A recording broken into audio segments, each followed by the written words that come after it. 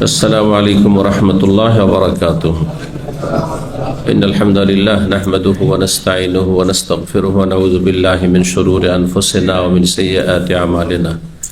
मन यहदिहिल्लाहु फला मुदिल्ल लहु व मन युद्लिल फला हादिय लहु व अशहदु अन ला इलाहा इल्लल्लाहु वहदहु ला शरीका लहु व अशहदु अन्न मुहम्मदन अब्दुहु व रसूलुहु सल्लल्लाहु तआला अलैहि व अला आलिहि व सहबिहि व सल्लम तस्लीमन कसीरा। अम्मा बाद, फ़क़द क़ाल इमाम अल-बुख़ारी रहमहुल्लाहु तआला बाबु तौबा व क़ाल क़तादतु तौबतन नसूहा ऐ अस्सादिक़तुन नासिहा। क़ाल हद्दसना अहमद बिन यूनुस क़ाल हद्दसना अबू शिहाब अनिल अअमश अन उमारत बिन उमैर अनिल हारिस बिन सुअैद अन हद्दसना अब्दुल्लाह बिन मसऊद हदीसैन अहदुहुमा अनिन नबी सल्लल्लाहु अलैहि वसल्लम वल आखर अन नफ्सिही क़ाल इन्नल मुमिना यरा ज़ुनूबहु कअन्नहु क़ाइदुन तहता जबल यख़ाफ़ु अन यक़अ अलैहि व इन्नल फ़ाजिरा यरा ज़ुनूबहु कज़ुबाबिन मर्रा अला अनफ़िही फ़क़ाल बिही हाकज़ा। क़ाल अबू शिहाब बियदिही फ़ौक़ अनफ़िही अल हदीस। সম্মানিত ভাতৃমণ্ডলী, আল্লাহ রাব্বুল আলামিনের প্রশংসা এবং প্রিয় নবী সাল্লাল্লাহু আলাইহি সাল্লামের উপর সালাত ও সালামের পর আজ 8ই রমজান 1447 হিজরি মোতাবেক 25 ফেব্রুয়ারি 2026 আমাদের ধারাবাহিক আলোচনা সহিহুল বুখারীর দোয়ার পর্ব নম্বর 2। ইমাম বুখারী রাহিমাহুল্লাহর কিতাবুদ দাওয়াত বা দোয়ার পর্বের অধ্যায় নম্বর 4। বিষয়বস্তু আজকের তওবা দিয়ে শুরু হবে ইনশাআল্লাহ। তওবাও করতে হয় আল্লাহকে ডাকার মাধ্যমে। সুতরাং দোয়ার পর্বের সাথে বা দোয়ার অধ্যায়ের সাথে তওবার সম্পর্ক রয়েছে এদিক থেকে। এই জন্য ইমাম বুখারী রাহিমাহুল্লাহ তওবার বিষয়টি দোয়ার পর্বে নিয়ে এসেছেন। বলছেন বাবুত তওবা, এই অধ্যায় হচ্ছে তওবা সম্পর্কে। গতকালকে তওবার অর্থ বলেছি। কি অর্থ? ফিরে আসা। কার দিকে ফিরে আসা? আল্লাহর দিকে ফিরে আসা। আল্লাহর দিকে ফিরে আসা।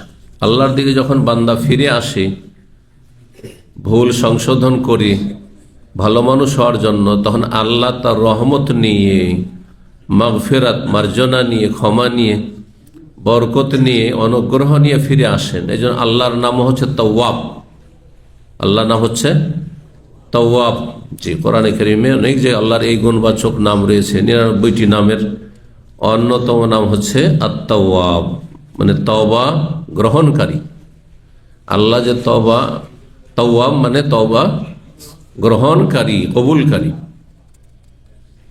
অথবা তওবার মূল্যায়নকারী। বান্দা যখন তওবা করে আল্লাহ তার মূল্যায়ন করেন। মানুষের ক্ষেত্রে ভুল করে দিলে অনেক সময় ভুল স্বীকার করলে মূল্যায়ন করে না, যে আপনি যে ভুল স্বীকার করলেন, ক্ষমা চাইলেন, ছোট হইলেন, অনুতপ্ত হইলেন, অনেক সময় মূল্যায়নই করে না। ও মনে করে যে গরজ এসছে, অথবা তার মধ্যে আরো অহংকার কাজ করে। মানুষের একটা খারাপ চরিত্র এটি। কিন্তু রব্বুল আলামিন তার শান হচ্ছে যে বান্দা যখন তার দিকে ফিরে, যত দ্রুত ফিরে তার চাইতে বেশি দ্রুত আল্লাহ ফিরে আসেন রহমত বরকত নিয়ে। যেন তো হাদিস কুদসিতে যে আমার দিকে যদি 1 বিঘত এগিয়ে আসে তাহলে আমি 1 হাত এগিয়ে যাই। কেউ যদি 1 হাত এগিয়ে যায় তাহলে আমি তার দিকে 2 হাত এগিয়ে যাই। সুবহানাল্লাহ। আর কেউ যদি আমার দিকে হেঁটে আসে, মানে আস্তে ধীরে আসে, আস্তে ধীরে সংশোধন করছে, তাহলে আমি তার দিকে দৌড় দিয়ে আসি, ঝাঁপিয়ে আসি। সুবহানাল্লাহ। এটি হচ্ছে এর উদ্দেশ্য, যে আল্লাহর দিকে ফিরে আসলে তাতে লস নেই, দুনিয়া আখিরাতের সার্বিক ক্ষেত্রে লাভই লাভ। সুতরাং আমাদের প্রত্যেকের ভুল রয়েছে। নিজের ভুলের অনুভূতি নিয়ে এসে যে আমি ভুল করছি, প্রথম কথা আপনাকে ভুল বুঝতে হবে যে ভুল করছি। যদি এই বুঝার শক্তি, বোধ শক্তি না থাকে, তা আপনি নির্বোধ লোককে বোকা বলে আমাদের সমাজে। যার কোনো বোধ শক্তি নেই, অনুভূতি নেই তার মধ্যে। আল্লাহ রাব্বুল আলামিন যেন আমাদেরকে সূক্ষ্ম অনুভূতি দান করেন, ঈমানি এহসাস অনুভূতি যেন আল্লাহ দান করেন, যাতে করে আমরা ছোট ভুল করি, বড় ভুল করি, দ্রুত যেন আল্লাহর দিকে ফিরে আসতে পারি। আল্লাহ তৌফিক দান করেন। ইমাম বুখারী রাহিমাহুল্লাহ বাবু তওবা, এই অধ্যায় হচ্ছে তওবা সম্পর্কে। কোরআনে কারীমে তওবা সম্পর্কে অনেক আয়াত রয়েছে। তার মধ্যে একটি আয়াত রয়েছে সূরা তাহরিমের আয়াত নম্বর ৮, ইয়া আইয়ুহাল্লাযীনা আমানু তুবু ইলাল্লাহি তাওবাতান নাসুহা, হে ঈমানদারগণ তোমরা তুবু ইলাল্লাহ, আল্লাহর দিকে তওবা করে ফিরে আসো। তওবার পরে এলা মানে দিকে, আল্লাহর তওবা মানে ফিরে আসো, আল্লাহর দিকে ফিরে আসো তওবা করে। তাওবাতান নাসুহা মানে নিখুঁত নির্ভেজাল তওবা করে, ভেজাল মুক্ত তওবা, যে তওবাতে যে আল্লাহ দিয়ে ফিরে আসাতে কোনো রকমের ভেজাল না থাকে। ভেজাল কি? ভেজাল হচ্ছে দুনিয়ার গরজ। দুনিয়ার স্বার্থে যদি আপনি ভুল স্বীকার করেন, তাহলে এটা হচ্ছে তওবা নাসুহা নয়, খালিস তওবা না, নিখুঁত তওবা নাই। আল্লাহ সন্তুষ্টির জন্য, যে আল্লাহ আমাকে তার ইবাদতের জন্য পয়দা করেছেন, আমার জীবনের মুখ্য উদ্দেশ্য হচ্ছে আল্লাহকে সন্তুষ্ট করা, আল্লাহর সন্তুষ্টির মাধ্যমে জান্নাত লাভ করা, জাহান্নাম আযাব থেকে রক্ষা পাওয়া।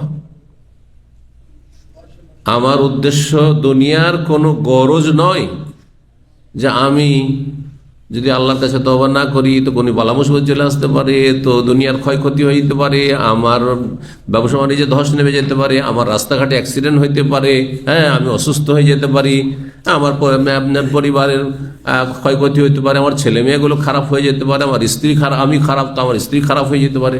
দুনিয়ার গরজ কিন্তু অনেকে তওবা করে এই জন্য। বিষয়টি ভালো করে বুঝেন।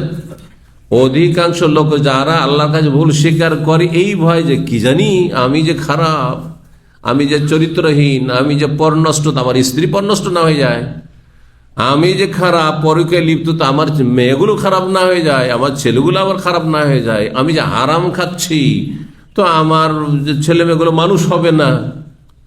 যদিও আল্লাহর খানিকটা ভয় আছে, কিন্তু দুনিয়ার গরজ এটা তবে নাসুহা নয়, খালেস তওবা না, ভেজাল মুক্ত তওবা নেই, ভেজাল আছে দুনিয়ার স্বার্থ।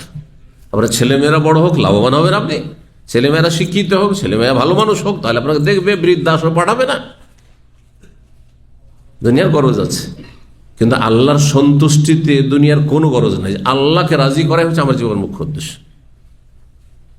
আল্লাহ রাজি হয়ে গেলে জান্নাত পাওয়ার জন্য আর কোনো চিন্তা থাকবে না, জাহান্নাম থেকে মুক্তি পাওয়ার জন্য কোনো চিন্তা থাকবে না। এই জন্য আল্লাহর সন্তুষ্টি হচ্ছে জীবনের মুখ্য উদ্দেশ্য তার ইবাদত বন্দেগীর মধ্যে। তাওবাতান নাসুহা। অনেকে ধূমপান করেন, এটি একটি বড় বালা মুসিবত মুসলিম জাতির ওপর, যে মুসলিম জাতি হারামকে হালকা করে দিয়েছে।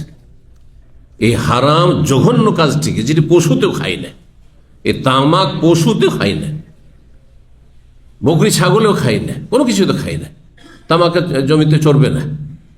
আর এই তামাক দিয়ে তৈরি করে বিড়ি খায়, সিগারেট খায়, জর্দা খায়, গুটকা খায়, খৈনি খায়, সব খায়।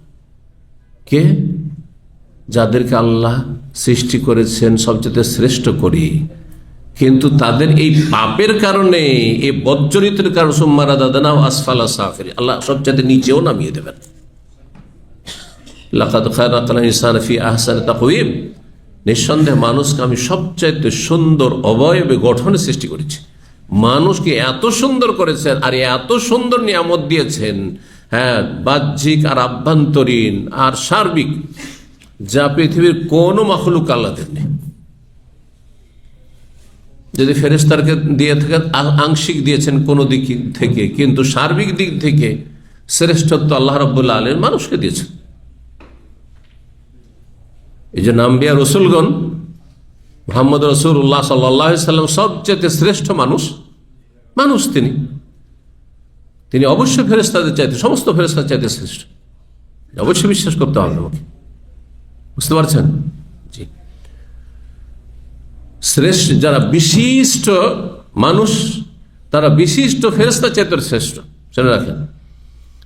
আর যারা সাধারণ মুমিন, ধার্মিক, সাধারণ নবী রাসূল নয়, কিন্তু আল্লাহর নেক বান্দা তার সাধারণ ফেরেশতার চাইতে শ্রেষ্ঠ।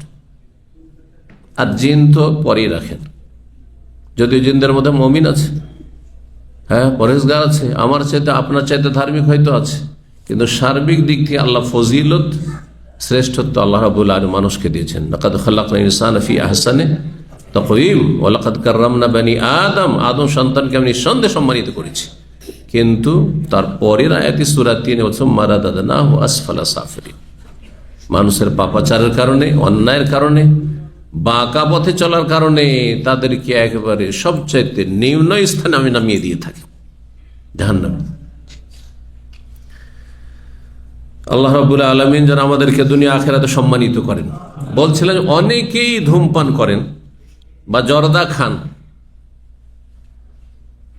আবার তওবা করেন কোন সময়। যারা তওবা করে তারা দুই ভাগে বিভক্ত। এক দল আছে আল্লাহ সন্তুষ্টির জন্য হারাম জেনেছে, হয়তো এতদিন জানতো না, কোন জাহেল বেদাতি বক্তা মোল্লাতে শিখেছে মকরুহ, যেটি গুমরাহি, সেও গুমরাহ আর জাতিকে গুমরাহ পথভ্রষ্ট করেছে, হালকা করে দিয়েছে হারামকে মকরুহ করে। যখন জানতে পেরেছে যে না হারাম ধূমপান অথবা তামাক জাতীয় যা কিছু রয়েছে সব হচ্ছে হারাম, তখন আল্লাহর সন্তুষ্টির জন্য তওবা করেছে যে এক্ষুনি বিড়ি ছাড়লাম, এক্ষুনি সিগারেট ছাড়লাম, এক্ষুনি জর্দা ছাড়লাম,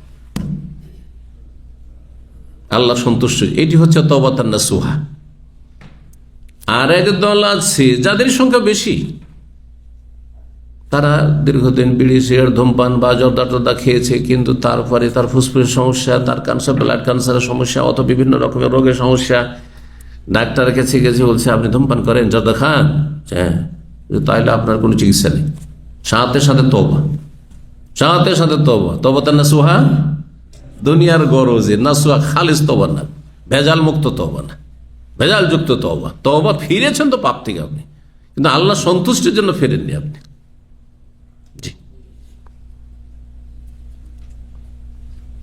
এইরকম বিভিন্ন উদাহরণ হইতে পারে মানুষের জীবনে সংশোধন হওয়ার জন্য। হ্যাঁ, মালিকের চুরি করত, ক্যাশ থেকে চুরি করতো, খেত খেত খেত, ধরা খেয়ে গেছে। আর ধরা খেয়ে হয়তো মার খেয়েছে অথবা জেল হাজত খেটেছে, একবার এক্সিট লেগেছে, আর তারপরে অনেক কষ্ট পেতে হয়েছে, ভালো একটা চাকরি ছুটেছে, আর বড় ধাক্কা খেয়েছে জীবনে। এই ধাক্কা বলছে আর ভাই জীবনে মালিকের চুরি করবো না, কারণ যে একবার চুরি করে ধাক্কা খেয়েছি। তা তওবাতুন নাসুহা না, কিন্তু আল্লাহ সন্তুষ্টির জন্য যে আমি হারাম খাবো না, আমি হালাল ছাড়া হারাম খাবো না। সে মানুষও ধরতে পারুক আর না পারুক, রব তো ধরবেন, রব তো জানছেন, রবের ফেরেশতারা তো ক্যামেরা লাগিয়ে রয়েছে, রেকর্ড হচ্ছে সবকিছু। এটি হচ্ছে তওবাতুন নাসুহা। তে আয়াত রয়েছে তুবু ইলাল্লাহি তাওবাতান নাসুহা, তোমরা নিখুঁত নির্ভেজাল তওবা করো। এই তওবাতুন নাসুহার তাফসীরে আমাদের সমাজের মূর্খ বক্তারা বলে নাসুহার কিস্সা, নাসুহার কিস্সা শোনায়। মহিলা না পুরুষ? হ্যাঁ, না হলে নাসুহা কোনো পুরুষ ছিল? হ্যাঁ, আজীব, আশ্চর্য। কোন তফসিরে এর হদিস পর্যন্ত নেই, হাদিস তো নেই, এর হদিসও নেই, ঘটনার হদিসও নেই, বুঝছেন তো? আর এইসব কিস্সা আমাদের বক্তারা শোনায়। যে সমাজের বক্তা এত মূর্খ, সেই সমাজের লোকের সংশোধন হওয়াটা কত কঠিন, চিন্তা করুন। তার মধ্যে যদি আপনাদের সংশোধন হয়ে গিয়ে থাকে তো বলুন আলহামদুলিল্লাহ, যে আল্লাহ রাব্বুল আলামিন সঠিক ইসলাম জানার সুযোগ দিয়েছেন। আল্লাহ যেন আরো বেশি তৌফিক দান করেন। নাসুহা নাসিহা থেকে, নাসিহা থেকে, নাসিহা মানে কি? হ্যাঁ, নসিহা মানে আন্তরিকতার সাথে কারো হিতাকাঙ্ক্ষী হওয়া। আর দ্বীনুন নাসিহা, ধর্মই হচ্ছে, দ্বীনে ইসলাম হচ্ছে হিতাকাঙ্ক্ষী হওয়ার নাম। যে আপনার হিতাকাঙ্ক্ষী, তার অন্তরে কোনো ভেজাল থাকবে? হ্যাঁ হ্যাঁ, না, মোটেই থাকবে না। যা মুখে বলে আপনার জন্য, তা অন্তর থেকেও বলে, হচ্ছে হিতাকাঙ্ক্ষী হওয়া। আর দ্বীনুন নাসিহা, নাসিহা। আর এই জন্য মানুষ যখন কাউকে উপদেশ দেয়, বাপ মা উপদেশ দেয়, মুরব্বীরা উপদেশ দেয়, একজন আলেম উপদেশ দিচ্ছে জাতিকে, হ্যাঁ, আন্তরিকতার সাথে, যে এই উপদেশ আপনার কাজে লাগবে। আপনি নামাজি হলে আমার লাভটা কি? আপনার লাভ আসুক, যে আপনি জাহান্নাম থেকে বাঁচবেন। আপনি হারাম খাওয়া ছাড়লে আমার লাভটা কি? আমাকে 1 পয়সা দেবেন না? দুনিয়ার তো গরজ নাই।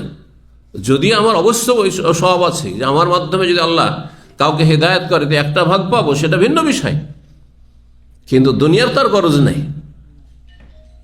তো এর নাম, এই জন্য কি বলা হয়, উপদেশকে বাংলাতেও আরবি শব্দটি ব্যবহার করা হয়। হ্যাঁ, আমাকে কিছু নসিহত করেন, বলেন না, কিছু নসিহত করেন, জি, নসিহা, জি। তওবাতান নাসুহা, ইমাম বুখারী রাহিমাহুল্লাহ বলছেন নসিহার অর্থ করতে আস-সাদিকা নাসিহা। তওবাতান নাসুহা মানে সত্য তওবা, যাতে সততা আছে, মুখে শুধু না, হ্যাঁ, আস্তাগফিরুল্লাহ আস্তাগফিরুল্লাহ আস্তাগফিরুল্লাহ আতুবু ইলাইহি, না, মুখে না, এটা তওবা নাসুহা না। সাদিকা, সততা। সততা কাকে বলা হয়? অন্তরে যা আছে সেই কথাই মুখে উচ্চারণ হচ্ছে, সেই অনুযায়ী কাজ হচ্ছে, এর নাম হচ্ছে সততা। মুনাফিকরা, মদিনার মুনাফিকরা যখন নবী সাল্লাল্লাহু আলাইহি ওয়াসাল্লামের সাথে সাক্ষাৎ করত, কি বলতো? সূরা মুনাফিকের প্রথম আয়াতে রয়েছে, ইযা জাআকাল মুনাফিকুনা ক্বালু নাশহাদু ইন্নাকা লা রাসূলুল্লাহ। মুনাফিক বলতো যে আমরা সাক্ষী দিচ্ছি ইয়া রাসূলুল্লাহ, আপনি নিঃসন্দেহে আল্লাহর রাসূল। ইন্নাকা তাকিদ, লাম তাকিদ, রাসূলুল্লাহ, ইন্নাকা লা রাসূলুল্লাহ। এত তাকিদ করে শক্ত ভাষায় তারা বলতো, নিঃসন্দেহে অবশ্যই আপনি আল্লাহর রাসূল। কথাটি সত্য না মিথ্যা? কথা মিথ্যা? মুহাম্মদ সাল্লাল্লাহু আলাইহি ওয়াসাল্লাম আল্লাহর রাসূল না? কথা তো সত্য, এই কথাটি বলতে চাইছি যে কথা তো সত্য। তারপরে এদেরকে আল্লাহ সত্যবাদী বলেননি, কি বলছেন? ওয়াল্লাহু ইয়ালামু ইন্নাকা লা রাসূল ওয়াল্লাহু ইয়াশহাদু ইন্নাল মুনাফিকিনা লাকাযিবুন। আল্লাহ নিজে সাক্ষী দিচ্ছেন যে হে মুহাম্মদ, তুমি আল্লাহর রাসূল, এই কথা ঠিক, কিন্তু ওয়াল্লাহু ইয়াশহাদু, আর আল্লাহ এই কথার সাক্ষী দিচ্ছেন না, হ্যাঁ, কি যে ইন্নাল মুনাফিকিনা লাকাযিবুন। ওয়াল্লাহু ইয়ালামু, আল্লাহ ভালো করে জানছেন যে আপনি নিঃসন্দেহে আল্লাহর রাসূল, এবং আল্লাহ এই কথার সাক্ষী দিচ্ছেন যে মুনাফিকরা হচ্ছে মিথ্যাবাদী, সত্য কথা বলেও তারা মিথ্যাবাদী। বুঝছেন কথাটি? পরের ভাষা বোঝার চেষ্টা করুন। সত্য কথা বলছে, তারপর আল্লাহ তাদের কি বলছেন? মিথ্যুক। বুঝছেন না?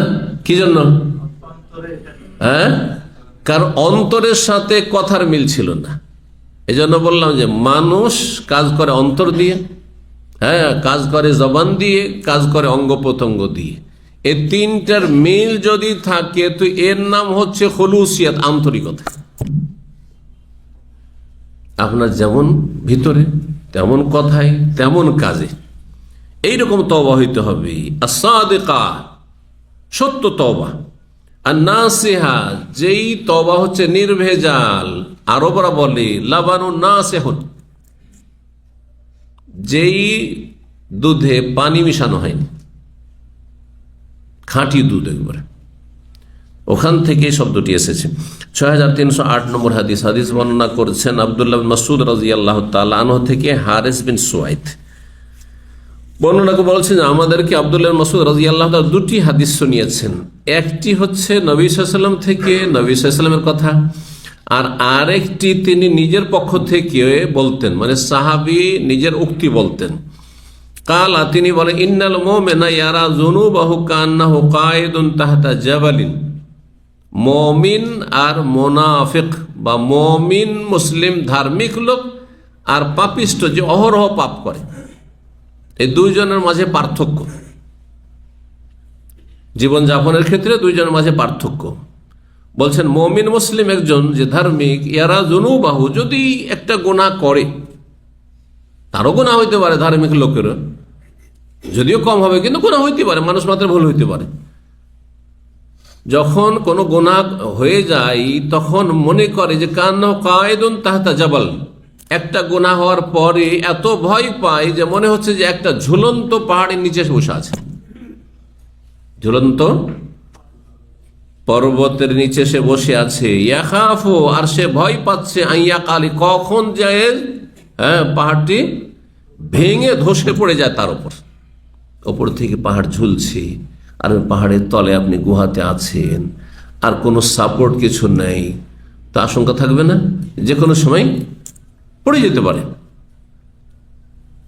তার মানে একজন মুমিন মুসলিম যখন গুনাহ করে তখন এত আল্লাহর আযাব বলে ভয় পায় যে কখন যে আল্লাহ ধরে নেবেন, কখন যে আল্লাহ ধরে নেবেন, এখন যে আমার ভাই বিপদ নেমে আসবে, দুনিয়ার কোনো বিপদ নেমে আসতে পারে। ওর চাইতে বড় বিপদ হচ্ছে ধর্মীয় বিপদ। কারণ মানুষ যখন পাপ করে তখন আল্লাহ তার কাছ থেকে ঈমান ছিনিয়ে নেয়।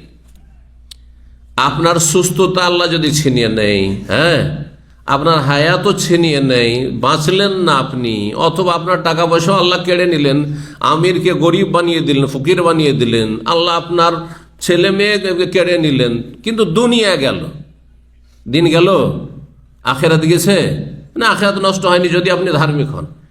কিন্তু ধরেন আপনার সব আছে, আপনি আছেন, আপনার স্ত্রী আছে, ছেলে মেয়ে আছে, ধন আছে, সম্পদ আছে, জনবল আছে, সব আছে, আপনার বাড়ি আছে, গাড়ি আছে, নারী আছে, সব আছে, কিন্তু আপনার কাছ থেকে আল্লাহ ঈমান ইসলাম কেড়ে নিয়েছেন।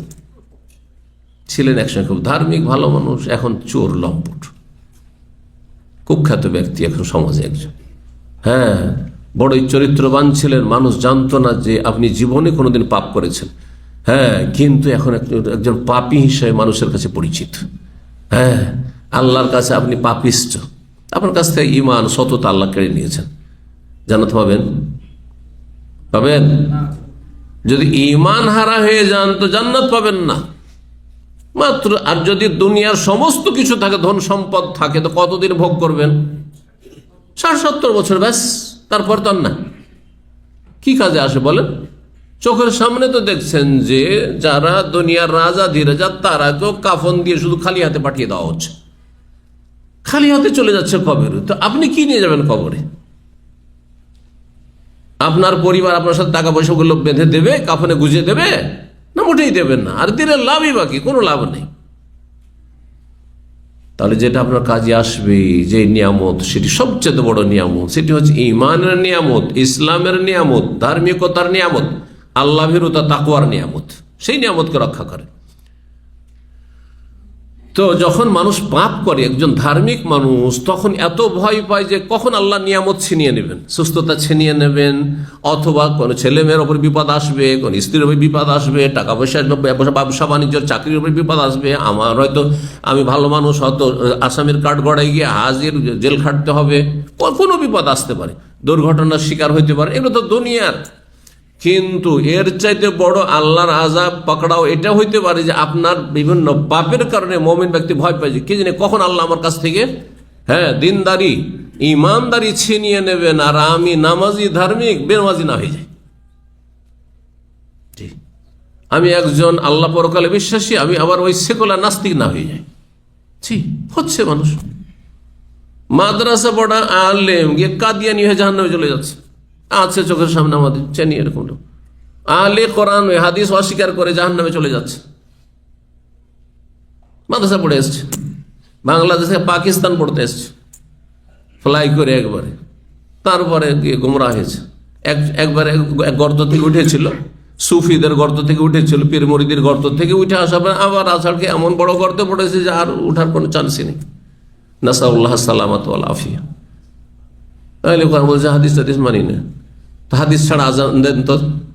কোরআনে কোথায় আজান আছে, একামত আছে, নামাজ আছে, আকিম হোসেন নামাজ পড়ো আছে, নামাজ কায়েম করো আছে, নামাজের হেফাজত করো, কিন্তু নামাজ শুরু হবে তকবীরে তাহরিমা দিয়ে, আগে দাঁড়াইতে হবে, রুকু করতে হবে, তারপরে ঝুঁকতে হবে, সেজদায় যেতে হবে।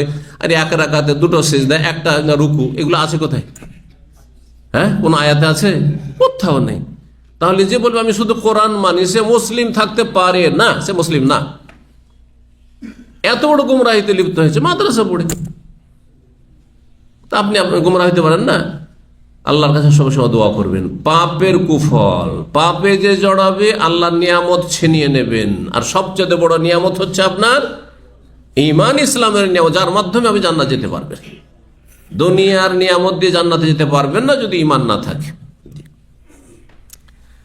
তো মুমিন ব্যক্তি যখন কোনো গুনাহে লিপ্ত হয়ে যায় তখন ভয় পায় যে সে যেন একটা পাহাড়ের নিচে বসে আছে, আর সেই পাহাড় তার উপর আছাড় খেয়ে পড়তে যাচ্ছে, এত ভয় পায়। সুতরাং সে তওবা করে, যখন ভয় পাবে তখন তওবা করে ফিরে চলে আসবে। ওয়া ইন্নাল ফাজির, আর পাপিষ্ঠ ব্যক্তি, ইয়ারা যুনুবাহু, তার ধ্যান ধারণা দেখেন যে অহরহ পাপ করতে থাকে, সংশোধন করে না, দেখেন পাপ করছেন আর সংশোধন করছেন না। ফজর ছেড়েছেন, আবার হয়তো জোহর আসর পড়েছেন, হয়তো মাগরিব ছেড়ে দিবেন, খেয়ে দিয়ে চলে গেলেন ঘরে।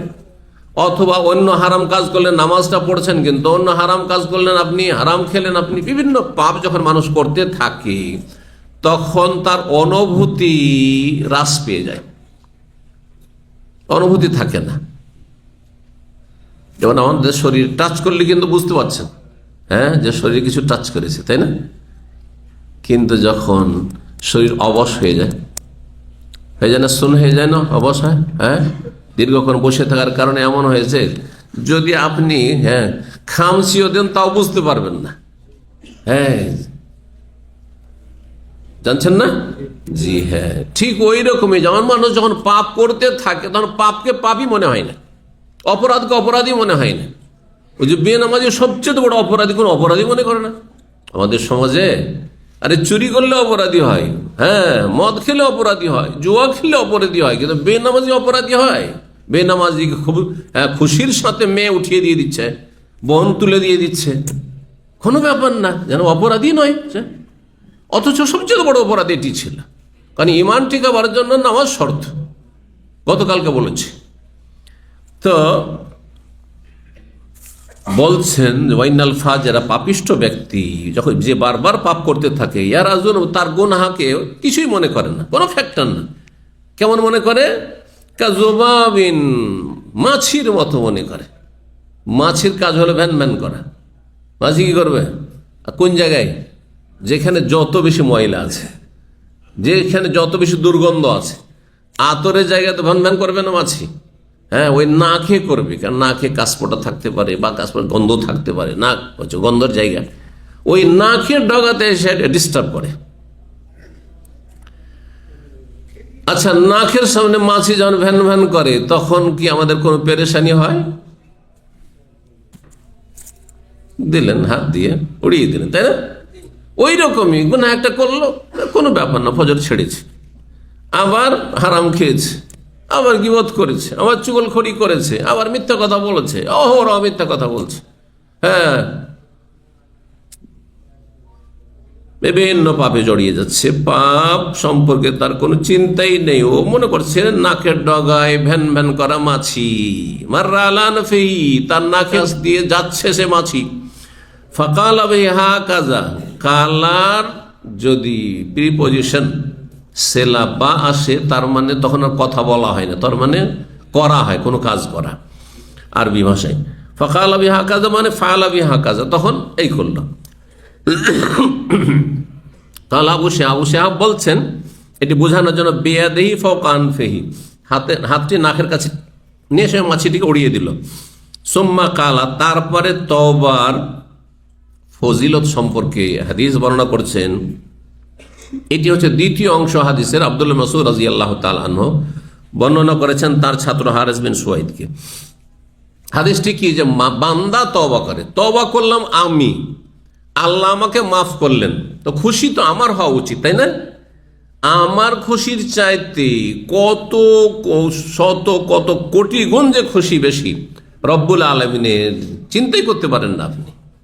আল্লাহ বেশি খুশি হন কেন? আল্লাহ হচ্ছেন সবচাইতে বড় দয়ালু, আরহামুর রাহিমিন, যত দয়ালু পৃথিবীতে হইতে পারে সবার চাইতে সবচেয়ে বড় দয়ালু ওয়া আরহামুর রাহিমিন। আল্লাহকে চান এত মায়া এত দয়া যে আমি নিজ হাতে আদমকে সৃষ্টি করলাম আর তার সন্তানগুলোকে আমি জাহান্নামের আগুনে নিক্ষেপ করব, আল্লাহ চান। কিন্তু আপনি যেতে চাইছেন, জি। সুতরাং যখন তওবা করে নাই তো আল্লাহ খুশি এই জন্য হন যে যাক, এই জাহান্নাম থেকে বেঁচে গেল, আমাকে আর জাহান্নামে দিতে হবে না। কারণ যে ইমান নষ্ট করবে তাকে আল্লাহ জান্নাত দিতে পারেন না, জান্নাত হারাম করেছে। কমপক্ষে ইমান ঠিক থাকতে হবে। তারপর ইমান রক্ষা করেছেন, কিন্তু একেবারে দুর্বল ইমান, সরিষা পরিমাণ ইমান, বিভিন্ন পাপ করে গেছেন, আর পাপের বোঝা হালকা করে আল্লাহর কাছে যেতে পারেনি, তো জাহান্নামে তো যেতে হবে, অস্থায়ী হলে যেতে হবে। জাহান্নামী কয় প্রকার? জাহান্নামী কত প্রকার সব বলে গেছেন। জাহান্নামের উপর ধারাবাহিক 10টি আমার আলোচনা আছে। দুই প্রকারের জাহান্নামী, অস্থায়ী আর স্থায়ী। মুসলিম পাপিষ্ট যারা ইসলামের গণ্ডিতে যদি নিজেকে রাখতে পারে, আর যতই পাপ থাক না কেন, অস্থায়ী জাহান্নাম স্থায়ী জাহান্নামী নয়। সে 100 বছর হইতে পারে, 1000 বছর হইতে পারে, লক্ষ বছর, কোটি বছর হইতে পারে, মানুষের অপরাধ অনুযায়ী, পাপ অনুযায়ী। ভাগ্যবান ওরা যারা প্রথমেই জান্নাতে প্রবেশ করতে পারবে। আল্লাহ তাদের দলে আমাদেরকে যেন শামিল করেন। আল্লাহ যেন আমাদের রমজানে এই দোয়াকে কবুল করেন, তওবা কবুল করেন। আর স্থায়ী জাহান্নামী কারা? গতকালকে বলেছি, কাফের, মুশরিক, মুনাফিক। বড় কাফের, বড় মুশরিক, বড় মুনাফিক, বুঝতে পারছেন না? আর বড় কুফরির একটি হচ্ছে নামাজ ত্যাগ করা, নামাজ না পড়া, জুমা পড়ে আর কিছু না, বড় কুফরি এটি। যেমন মাজারে সেজদা করা বড় শিরক, মূর্তিকে সেজদা করা বড় শিরক, কোনোদিন জান্নাত পাওয়া যাবে। নাস্তিকতা, ধর্ম নিরপেক্ষ, আমি নিরপেক্ষ, আমি যেমন আমার কাছে হিন্দু ধর্ম তেমন ইসলাম ধর্ম, আমি সবটাকে আমি ভালোবাসি, বা সবটাই ঠিক, সে কাফের, সে মুসলিম না, স্থায়ী জাহান্নামী সে। কথা বুঝতে পারছেন না? এই জন্য ধর্ম নিরপেক্ষতা হচ্ছে কুফরি। ধর্মের ক্ষেত্রে নিরপেক্ষ না, পক্ষে হইতে হবে, আল্লাহর দিনের পক্ষে হইতে হবে। আর আল্লাহর দিন হচ্ছে ইন্নাদ-দীনা ইনদাল্লাহি আল ইসলাম। জি, স্পষ্ট ভাষায় বলতে হবে। ওয়াকালা ইন্নানি মিনাল মুসলিমিন, জি, প্রকাশ করতে হবে, শুকরিয়া আদায় করতে হবে, গর্বের সাথে বলতে হবে যে আল্লাহর নিয়ামত, এটাকে আমি রক্ষা করব, আমার ইসলাম। জি, আপনি বলে এটাও ঠিক ওইটাও ঠিক, হ্যাঁ, আপনি মুসলিম না। স্থায়ী জাহান্নামী আর অস্থায়ী জাহান্নামী, আল্লাহ যেন সমস্ত রকমের জাহান্নামের আযাব থেকে রক্ষা করেন। বলছেন আল্লাহ কত খুশি হন বান্দা তওবা করলে, এই মর্মে। সুম্মা কাল আব্দুল্লাহ বিন মাসউদ বলেন, লাল্লাহু আফরাহু বিতওবাতিল আবদি, আল্লাহ বান্দার তওবাতে সবচেয়ে বেশি খুশি হন। কার চাইতে বেশি? একটি উদাহরণস্বরূপ একটি ঘটনা বলছেন। মিন রাজুলিন, ওই ব্যক্তির খুশির কথা চিন্তা করো, ওই ব্যক্তির খুশির কথা, তার চাইতে বেশি আল্লাহ খুশি হন। নাজাল মানজিলান, যে কোনো মরুভূমিতে অবতরণ করেছিল, মরুভূমিতে উটের পিঠে ছিল, আর তারপরে সে ক্লান্ত হয়ে পড়েছে, ভাবলো যে একটু বিশ্রাম করি। তারপরে একটু কোনো জায়গায় ছায়া পেয়েছে, পাথরের অথবা গাছের কোনো ছায়া পেয়েছে, সেখানে সে উটটিকে ছেড়ে দিয়ে, অথবা বেঁধেছিল কিন্তু ছুটে গেছে, হ্যাঁ, রশি ছিঁড়ে চলে গেছে, আর সে ঘুমিয়ে পড়েছিল ক্লান্ত হয়ে। দুপুরবেলা ছিল, বলছে কোন জায়গায় সে অবতরণ করেছে, অবেহি মাহলাকাতুন, আর সেখানে তার ধ্বংস সুনিশ্চিত, ধ্বংস নিশ্চিত, অনিবার্য। যদি এখান থেকে সে চলে না যেতে পারে, এখানে থেকে পড়ে থেকে যেতে হয়, তাহলে তার মরে যাওয়া ছাড়া, ধ্বংস হওয়া ছাড়া কোনো উপায় নেই। মরুভূমির অবস্থা এইরকমই। এখান থেকে আল্লাহ সাহেব যখন আপনি এতে চলে যাবেন, দুবাইয়ের বর্ডারের দিকে, দুবাইয়ের বর্ডার থেকে ওমান আর আপনার ওই ইয়েমেনের বর্ডার, এই এলাকাগুলিকে আরবুল খালি বলা হয় আরবিতে। আরব মানে কোয়ার্টার, আর খালি মানে হচ্ছে এমটি কোয়ার্টার, যারা ইংরেজিতে বুঝেন। হ্যাঁ, আরব দেশের 4 ভাগের 1 ভাগ শূন্য রয়েছে, জনশূন্য রয়েছে। খালি মানে শূন্য, আর রব মানে 1/4, 4 ভাগের 1 ভাগ। এই এলাকাগুলি মরুভূমি এলাকা। এলাকায় চিন্তা করুন, মানুষ, এরকম ঘটনা এখনো ঘটতে থাকার আগে তো অনেক বেশি ঘটেছে। ধুলো ঝড় উঠেছে, আর উটের পিঠে ছিল, উটকেও আপনার এই মরুভূমির বালিতে ঢেকে দিয়েছে। এয়ারপোর্টে দেখেছেন কোনো সময়? এখন তো আলহামদুলিল্লাহ দেখছি যে এত বালি জমা হয় না, রাস্তার এত বালি জমা হয়ে যেত যে বালিতে গাড়ি চালানো মুশকিল হয়ে যেত। প্রথম জানি এয়ারপোর্ট রোডটা খুলে 2000 সালের দিকে, তখনকার কথা বলছি। তারপর থেকে কয়েক বছর এরকম ছিল, প্রায় কি করতো, সেই বালিগুলোকে সরাইতে হইতো রাস্তা ক্লিয়ার করার জন্য ধুলো ঝড়ের সময়। তো এইরকম জায়গায় মরুভূমিতে এদিকে 100, ওইদিকে 100, ওইদিকে 100 কিলোমিটার, আর পায়ে হাঁটা ছাড়া কোনো উপায় নেই। হ্যাঁ, আপনার পায়ে হেঁটে পারবেন আপনি? হ্যাঁ, এখান থেকে আপনি যেখানে মানুষ বসবাস করে সে বসবাসের এরিয়াতে যেতে, আর সেখানে পানি পাবেন, এবং পানির জায়গায় যেতে। তো এইরকম অবস্থায় তার ওটটা কি হয়েছে, অমাহু রাহিল, তার সাথে তার বাহন ছিল, ও স্ত্রী ছিল। আলাইহা তো আমাহু, শুধু তার বাহনই ছিল না, ওর পিঠে খাবারও ছিল, পানিও ছিল। ও পানিটা খেয়ে বাঁচবে, খাবার খাবে, বাঁচবে। সব নিয়ে করেছে কি, ওট পালিয়ে গেছে, দূরে চলে গেছে। ফাওয়াদা রাসাহু, সে এদিক সেদিক খুব তাকালো, কিন্তু উট আর উটের হদিস পেল না, খুঁজে পেল না। চিন্তা করলো যে মরেই তো যাবো, তো যাই, যেখানে ঘুমিয়েছিলাম ওখানে গিয়ে আবার শুয়ে যাই, যেখানে ঘুমিয়েছিলাম ওখানেই শুয়ে যাই। আল্লাহ যদি কোনো রহম করেন আর যদি পেয়ে যায় বাহনটি, তাহলে তো বাঁচলাম, আর না হলে শেষ ওখানে, এটি আমার শেষ। বলছেন যে ফাওয়াদা রাসাহু, তার মাথা গিয়ে রেখে দিল, ফানামা নওমাতান, আর তারপরে সেখানে শুল। বল আতাশু আও মাশা আল্লাহ, এত তাকে পিপাসা লেগে, বলছে যাহা ফাস্তাই ফাওয়াদা রাস ফানামা নওমাতা ফাস্তাই কাজা, কিছুক্ষণ ঘুমালো, তারপরে জাগলো, জেগে দেখে ওয়াকাদ যাহাবাত রাহিলা, তার বাহন কোথায় চলে গেছে। হাত্তা ইশতাদ আলাইল হার, প্রচন্ড গরম লেগেছে, গরমের সময়। ওয়াল আতাসার, পিপাসাও তাকে লেগেছে। আও মাশা আল্লাহ, যা আল্লাহ চেয়েছেন, মানে খোদাও লেগেছে, যা অবস্থা খারাপ তার। সুম্মা রাফা রাসাহু, আর তারপরে সে দেখলো, এখানে সংক্ষেপ করে যে হাদিসটিতে, তারপরে দেখলো যে আর তো আমি বাহন পাবো না, আর বাঁচবো না, আর কোথাও যেতেও পারবো না হেঁটে এই বালিতে, মরুভূমিতে।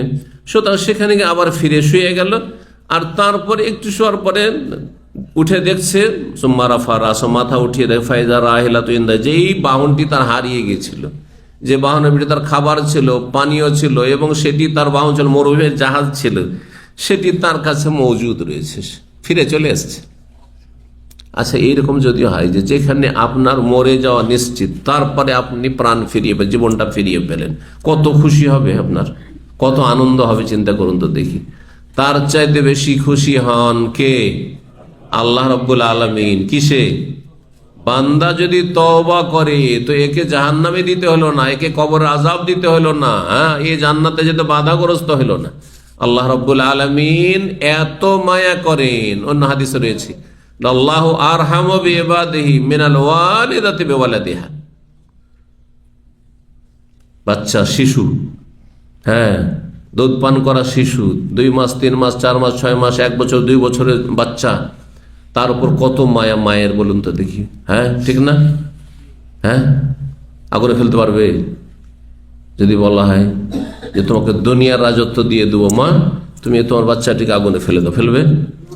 সুবহানাল্লাহ, চিন্তা করো। তার চাইতে বেশি নবী সাল্লাল্লাহু আলাইহি ওয়াসাল্লাম বলছেন, আল্লাহু আরহামু বিইবাদিহি, আল্লাহ সেই মায়ের চাইতে বেশি দয়াবান, দয়ালু, তিনি বেশি মায়া করেন বান্দার ওপর। সুবহানাল্লাহ। সুতরাং আল্লাহকে যদি সামান্য ডাকেন, সামান্য ডাকা মানে খেয়াল খুশি না, যে 5 ওয়াক্ত পারবো না, 2 ওয়াক্ত পড়ি, গোটা বছর পারবো না, রমজানটা পড়ি, এরকম না, না, না, এটা না। কালকে বলেছি, কি বলেছি? কমপক্ষে, হ্যাঁ, 5 ওয়াক্ত সুন্নাত পড়তে বলছি না আপনাদেরকে, বলছি না মানে নিষেধ করছি না, মানে যদি সর্বনিম্ন আল্লাহর আযাব জাহান্নাম থেকে বাঁচতে চান, তো 5 ওয়াক্ত কত রাকাত পড়তে হবে?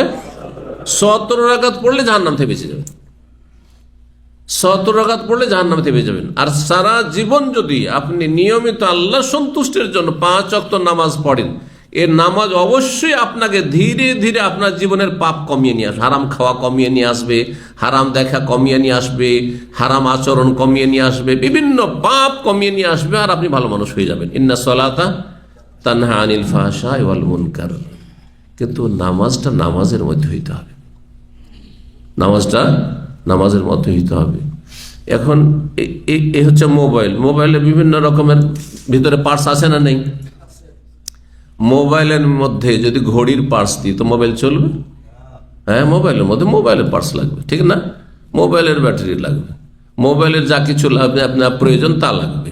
ঠিক করে আপনার নামাজের মধ্যে নামাজের যে পার্টসগুলি রয়েছে, আরকান রয়েছে, ফরজ রয়েছে, ওয়াজিবাত রয়েছে, সুন্নাত রয়েছে, শর্ত রয়েছে, হ্যাঁ, তারপরে তার মধ্যে আপনার জাহিরি বাতিনি কোয়ালিটি রয়েছে, খুশু রয়েছে, সেগুলি যত সুন্দর হবে তত বেশি রেজাল্ট, ফলাফল দেবে।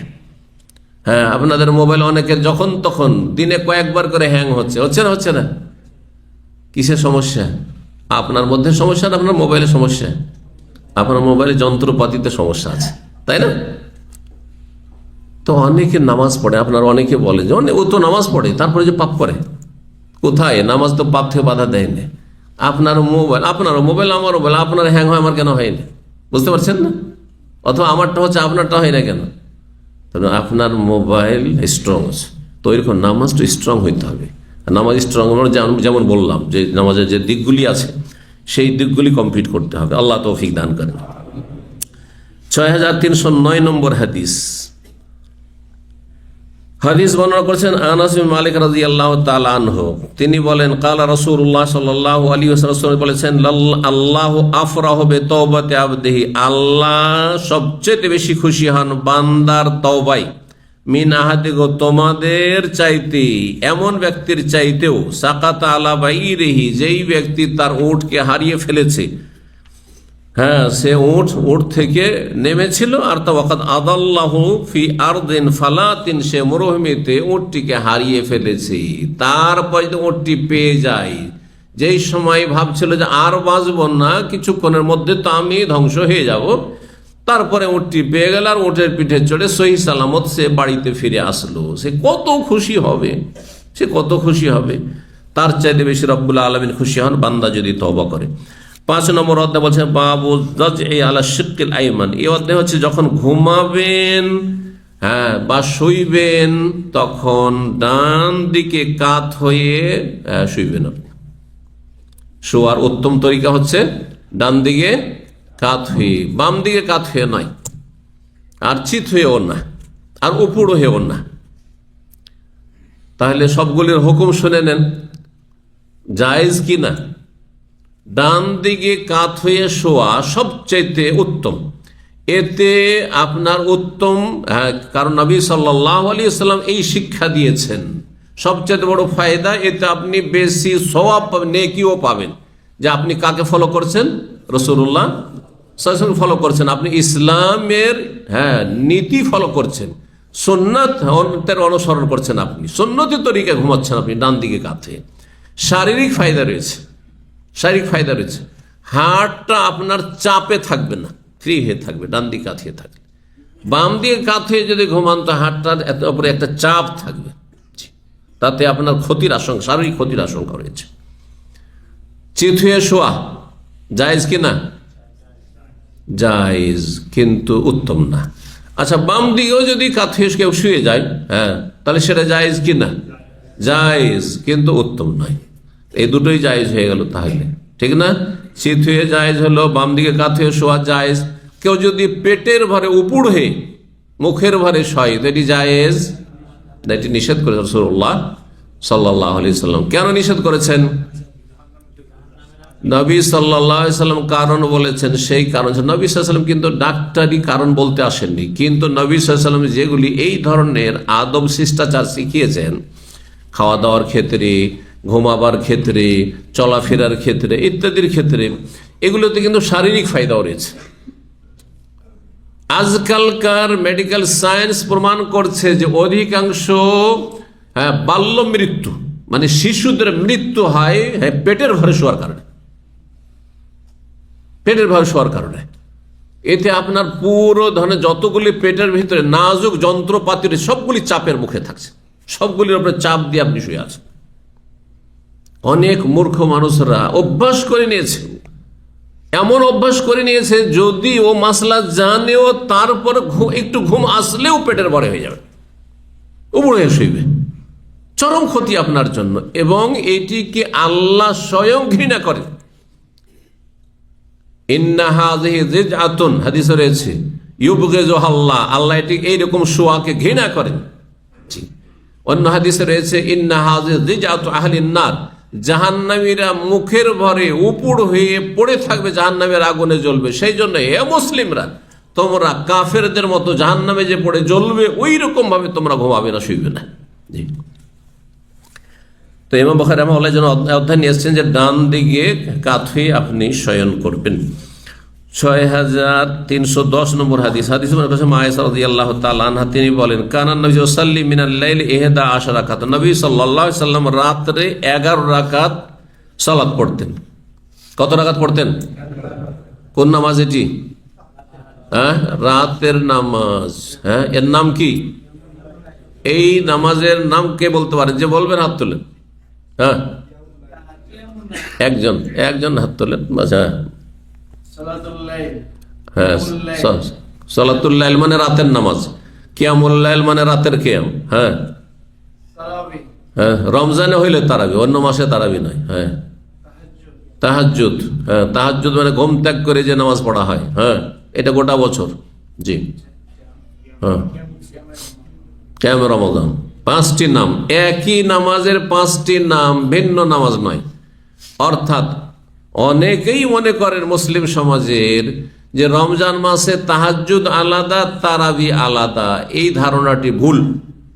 এমনকি হানাফি বিজ্ঞ গবেষক ওলামায়ে কেরামগণ 10 জনের আমি একটি বক্তব্য আমার আছে, কিন্তু হানাফি ওলামাদের মতে তারাবির সংখ্যা এই হ্যাঁ হেডলাইনে বিষয়টি আপনি পাবেন, ইউটিউবে পাবেন। আর সেখানে তাদের কিতাবের রেফারেন্স দিয়ে আমি উল্লেখ করেছি যে তারা বলেছেন যেটাই তারাবি সেটা হচ্ছে তাহাজ্জুদ, যেটাই তারাবি সেটি হচ্ছে তাহাজ্জুদ। এবং তারাবি তাহাজ্জুদ দুটোরই সংখ্যা হচ্ছে হ্যাঁ 11 রাকাত। আর সর্বর্ধে কখনো কখনো 13 রাকাত পড়েছেন নবী সাল্লাল্লাহু আলাইহি ওয়াসাল্লাম। 20 রাকাত, 40 রাকাত, 30 রাকাত এগুলি নবী সাল্লাল্লাহু জীবনে পড়েন নাই, জীবনে পড়েননি। জি, তো সুন্নতির সংখ্যা হচ্ছে এটি, কিন্তু সুন্নতি আর একটি কোয়ালিটিও আছে। সুন্নতির সংখ্যা যেমন ঠিক রাখবেন, তেমন সুন্নতি কোয়ালিটি ঠিক রাখতে হবে। এক শ্রেণীর লোকেরা বলছে সংখ্যার ক্ষেত্রে ঠিক আছে, হ্যাঁ 11 রাকাতই পড়তে হবে, কিন্তু কতক্ষণে শেষ করে বলছে আধা ঘন্টায়। বলছি এটা কোন কোয়ালিটি হলো? নবী সাল্লাল্লাহু আলাইহি সাল্লামের তাহাজ্জুদ বা তারাবির কোয়ালিটি 3 রকম ছিল, শুনে রাখেন। তারাবির কোয়ালিটি কয় রকম ছিল? 3 রকমের। কে বলতে পারে? হ্যাঁ দেখি, এটি সূরা মুজাম্মিল আছে, সূরা মুজাম্মিল আছে, ইন্না রাব্বাকা ইয়ালামু আন্নাকা তাকুমু আদনা মিন সুলুসাইল লাইল ওয়া নিসফাহু ওয়া সুলুসাহু।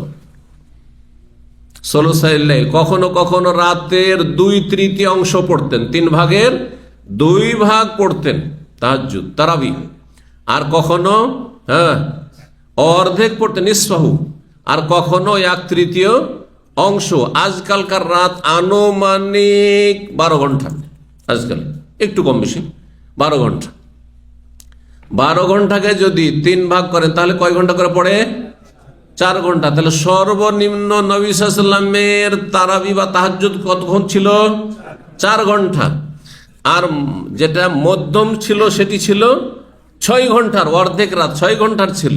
আর যেটি 2/3 হাই কোয়ালিটি ছিল সেটি ছিল হ্যাঁ 8 ঘন্টা, 4 4 8, 8 ঘন্টা, 2/3 8 ঘন্টা। তাহলে চিন্তা করেন নবী সাল্লাল্লাহু আলাইহি ওয়াসাল্লাম 8 ঘন্টা পড়েছেন, 6 ঘন্টা পড়েছেন, সর্বনিম্ন 4 ঘন্টা পড়েছেন। আপনি আধা ঘন্টাতে আপনি 11 রাকাত পড়বেন, নবী সাল্লাল্লাহু আলাইহি ওয়াসাল্লাম 11 রাকাত পড়েছেন 6 ঘন্টা 8 ঘন্টাতে, আর আপনি সেই সওয়াবের আশা করে বসে আছেন। আজকাল একটা সস্তা হাদিসও কিছু বক্তারা শোনাচ্ছে যে ইমামের সাথে শুরু করবেন, ইমামের সাথে শেষ করবেন, আধা ঘন্টাতেই শেষ করেন, সারা রাতের সওয়াব পেয়ে যাবেন। আরে ভাই এত সহজ, হ্যাঁ বিনা মেহনতে একবারে সারা রাতের সওয়াব। এই ব্যাখ্যা তো নবী সাল্লাল্লাহু আলাইহি ওয়াসাল্লাম করেননি, এই ব্যাখ্যা সাহাবীরা বুঝেননি। কথা বোঝা গেছে? আচ্ছা 20 পড়লেও আধা ঘন্টা, আবার 11 পড়লেও আধা ঘন্টা, এ এক মুসিবত। বুঝতে পারছেন না? দেখেন 11 রাকাতের বেশি যদি পড়েন, কোয়ালিটি সুন্দর করেন, কোয়ালিটি সুন্দর করেন। জি 11 রাকাত কমপক্ষে আজকালকার জামানায় যদি 1 ঘন্টায় হয় তাহলে চলেন, সর্বনিম্ন চলেন। জি হ্যাঁ, আর 3টি আয়াত হয় না, আয়াত শুরু করলো শেষ, এই শুরু করতেই শেষ। কি আর খুশু হবে, কি আর জীবনে সংস্কার হবে, আর কি আর রুহানিয়াত আসবে, তাতে আধ্যাত্মিকতা আসবে, যার ফলে তারাবি পড়ে বেরিয়েও কোন রকম রুহানিয়াত আসে না। এই তারাবি পড়ে আপনি 1 ঘন্টা তারাবি পড়েন, অবশ্যই কিছুটা আপনার মধ্যে পরিবর্তন আসবে। আপনি যান মসজিদ হারামে, মসজিদ নববীতে, এশা থেকে শুরু করে আপনার পর্যন্ত বেতর পর্যন্ত 1.5 ঘন্টা, পাক্কা 1.5 ঘন্টা। 8:30টায় শুরু হচ্ছে, 10টায় শেষ হচ্ছে। হ্যাঁ মানে এতে একটা মানুষের মধ্যে একটা রুহানিয়াত আসবে যে হ্যাঁ কিছু আল্লাহকে ডাকলাম, জি আল্লাহর সাথে সম্পৃক্ত হইলাম, আল্লাহর কাছাকাছি হইলাম, সান্নিধ্য লাভ করলাম। আর এটা যত কোয়ালিটি আপনি সুন্দর করবেন তত বেশি আল্লাহর কাছাকাছি হইতে পারবেন। এই কথাই তো রব বলেছেন কোরআনে কারিমে, ওয়াসজুদ ওয়াকতারিব, সিজদা করি আল্লাহর সান্নিধ্য লাভের চেষ্টা করো, আল্লাহর নৈকট্য অর্জন করো, আল্লাহর কাছাকাছি হওয়ার যেন সর্বাত্মক চেষ্টা করো। আল্লাহ যেন তৌফিক দান করেন। আল্লাহ আমাদের দুর্বলতা থেকে মুক্ত হওয়ার তৌফিক দান করেন। তো নবী সাল্লাল্লাহু আলাইহি সাল্লাম রাতে 11 রাকাত পড়তেন, রমজানে হোক আর অন্য মাসে হোক, গোটা বছর এই নামাজ পড়ে যেতেন। যেটির নাম তাহাজ্জুদ গোটা বছরে, তারই নাম হচ্ছে রমজান মাসে তারাবি বা কিয়ামে রমাদান। আশা করি বুঝেছেন। ফাইজা তালা আল ফজর, যখন ফজর হয়ে যেত, মানে সুবহ সাদেক হয়ে গেল, আজান হইল, সাল্লা রাকাতাইন খাফিফাতাইন, তখন হালকা করে 2 রাকাত সুন্নত পড়ে নিতেন। ফজরের সুন্নত খুব হালকা পড়তেন, সূরা ফাতিহা এবং প্রথম রাকাতে, তারপরে সূরা কাফিরুন, আর দ্বিতীয় রাকাতে সূরা ফাতিহার পরে সূরা ইখলাস, কুল হুয়াল্লাহু আহাদ। সুম্মা জাতা আলা শিক্কিহিল আইমান, তারপরে ডান দিকে কাত হয়ে শুয়ে যেতেন, ডান দিকে কাত হয়ে শুয়ে যেতেন। হাত্তা ইয়াজি আল মুয়াজ্জিন, যতক্ষণ পর্যন্ত মুয়াজ্জিন না এসে তাকে জ্ঞাত করতো। ফায়ুযিনহু, জানাতো যে ইয়া রাসূলুল্লাহ ইকামতের সময় হয়ে গেছে। তা শুয়ে যেতেন নবী করিম সাল্লাল্লাহু আলাইহি সাল্লাম আজান ইকামতের মাঝখানে ফজরে। কিসের জন্য? একটু বিশ্রাম নেওয়ার জন্য। কারণ দীর্ঘ কয় ঘন্টা তাহাজ্জুদ পড়েছেন? কমপক্ষে 4 ঘন্টা, না হয় 6 ঘন্টা, না হলে 8 ঘন্টা। তারপরে অবশ্যই শরীরে একটু বিশ্রামের প্রয়োজন আছে। আজান ইকামতের মাঝখানে যেমনই আজান হইল, 2 রাকাত সুন্নত ফজরে পড়ে নিয়ে আর তারপরে একটু ডান দিয়ে কাত হয়ে শুয়ে যেতেন একামত পর্যন্ত। আর একামতের সময় হলে বেলাল পর্দার কাছে এসে নবী সাল্লাল্লাহু আলাইহি ওয়াসাল্লাম হুজরা মুবারাকে নিজের কক্ষে শুয়ে থাকতেন আর জানাতেন যে ইয়া রাসূলুল্লাহ ইকামতের সময় হয়েছে। নবী সাল্লাল্লাহু বেরিয়ে আসতেন আর ফজরের সালাত শুরু করতেন। তাহলে এই নবী সাল্লাল্লাহু আলাইহি সাল্লামের শোয়া, এটি একটি নবী সাল্লাল্লাহু আলাইহি সাল্লামের সুন্নাত, এটি হচ্ছে সুন্নাত। কিন্তু এই সুন্নত কি নবী সাল্লাল্লাহু মসজিদে করেছেন? মসজিদে করেছেন? হাদিসে মসজিদ আসলো কি? নবী সাল্লাল্লাহু আলাইহি সুন্নতগুলি বাড়িতে পড়তেন না মসজিদে পড়তেন? বাসায় পড়তেন, বাড়িতে পড়তেন। তো বাড়িতেই সুন্নত পড়েছেন ও বাড়িতেই তিনি ডান দিয়ে কাত হয়ে শুয়েছেন। বোঝা গেছে কথা না? মানে এই হাদিসটিকে এক শ্রেণীর লোকেরা ভুল বুঝেছে, 2 শ্রেণীর লোকের এই ক্ষেত্রে ভুল বুঝেছে। এক শ্রেণীর লোক বলছেন না, এটি নবী সাল্লাল্লাহু আলাইহি ওয়াসাল্লামের জন্য খাস, এটি সুন্নত নয়, একেবারে অস্বীকার। বলছেন না, এটি এই ফজরের সুন্নত পড়ার পরে শোয়া সুন্নত নয়, এইভাবে চলবেন না। হ্যাঁ, আমাদের হানাফি ভাইয়েরা এইরকমই, তারা বলছেন না না না না, এটি সুন্নত নয়। আরেক দল আছে বোম্বাই, দিল্লি, করাচি, এইসব জায়গাতে আছে। হ্যাঁ, বাংলাদেশ অল্প আছে শুনেছি। হ্যাঁ, ওদের একজন মুরব্বী ছিলেন, কিন্তু এরা নিজেদেরকে গোরাবা বলে। কি বলে? গোরাবা। এরা লাইন হয়ে মসজিদে শুয়ে যাবে, মসজিদ সুন্নত পড়ে মসজিদে শুয়ে যাবে। এই হাদিস ফলো করতে গিয়ে, হাদিস বুঝতে গিয়ে ভুল করেছে। এই 2 দলই ভুল। যারা এটিকে অস্বীকার করেছে তারাও ভুল করেছে, যে না এই শোয়া নেই, শোয়া চলবে না। আর যারা বলছে না মসজিদেই শুইব আমরা সুন্নত পড়ে, তারাও ভুল করেছে। কথা বুঝতে পারছেন না? তাহলে সুন্নত কি সহি কি? যে আপনি বাড়িতে সুন্নত পড়ে যদি মনে করেন যে আমি ক্লান্ত আছি, একটু আমার বিশ্রামের প্রয়োজন, হাত পা লম্বা করার প্রয়োজন আছে, তাহাজ্জুদ পড়েছি, তাহলে করেন। আর আপনি তাহাজ্জুদও পড়লেন না, কষ্টের সুন্নত নেবেন না আপনি, আর ফজরের সুন্নত পড়ে এই মিষ্টি সুন্নতটা আপনি নেবেন, একটু শুই, চলবে না? না না। তো তাহাজ্জুদ গুজার মানুষদেরকে বলবো যে ঠিক আছে, আপনি লম্বা তাহাজ্জুদ পড়েছেন, একটু মনটা চাইছে একটু লম্বা হই, তাহলে ডান দিয়ে কাঁথে শোন আর বলেন সুন্নত, তাহলে ঠিক আছে। 6 নম্বর অধ্যায় হচ্ছে বাবনী অধ্যায় হচ্ছে ইজা বাতা তাহিরান, কোন ব্যক্তি যদি রাত্রি যাপন করে পবিত্র অবস্থায়, মানে উযু করে যদি ঘুমান, এটা বড় ফজিলত রয়েছে। ফেরেশতা সবসময় আপনার জন্য দোয়া করতে থাকবে, সুবহানাল্লাহ। অথচ এই আমলটিতে বেশি মেহনত লাগে না, কিচ্ছু লাগে না। ঠান্ডার দিনে হয়তো একটু কষ্ট লাগতে পারে, কিন্তু যত কষ্ট করবেন তত ফলাফল বেশি পাবেন। আর ঠান্ডা দিন ছাড়া এমনি দিনে উযু করলে তো আরো ভালো লাগবে, উযু করলে শরীরটা ঠান্ডা হবে। জি, তো উযু অবস্থায় যদি আপনি ঘুমান, এর বড়ই ফজিলত রয়েছে। আর বিশেষ একটি দোয়া যদি তার সাথে পড়ে নেন, শেষখানে যতগুলি ঘুমাবার আগের জিকির আজকার আছে, দোয়া আছে, সবগুলি পড়ে শেষখানে এই দোয়াটি পড়বেন, হাদিসে রয়েছে। এই দোয়াটি আসছে এখানে, অত্যন্ত গুরুত্বপূর্ণ দোয়া।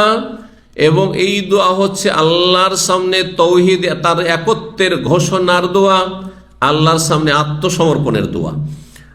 হাদিস নম্বর 6311 নম্বর। 11 নম্বর বলছেন বারা বিন আযিব রাদিয়াল্লাহু তাআলা আনহু বলছেন কাল আলী রাসূলুল্লাহ সাল্লাল্লাহু আলাইহি ওয়াসাল্লাম, আমাকে রাসূলুল্লাহ বলেছেন, ইযা আতাইতা মাযআকা, যখন তুমি তোমার শয়নগাহে আসবে, অর্থাৎ বিছানায় আসবে, বিছানায় যখন ঘুমোতে আসবে, ফাতাওয়াদ্দা ওযু আকালিস সালাত, তখন সালাতের মতো করে উযু করে, মানে নামাজের জন্য যেমন উযু করো সেই রকম সুন্দর উযু করে নাও।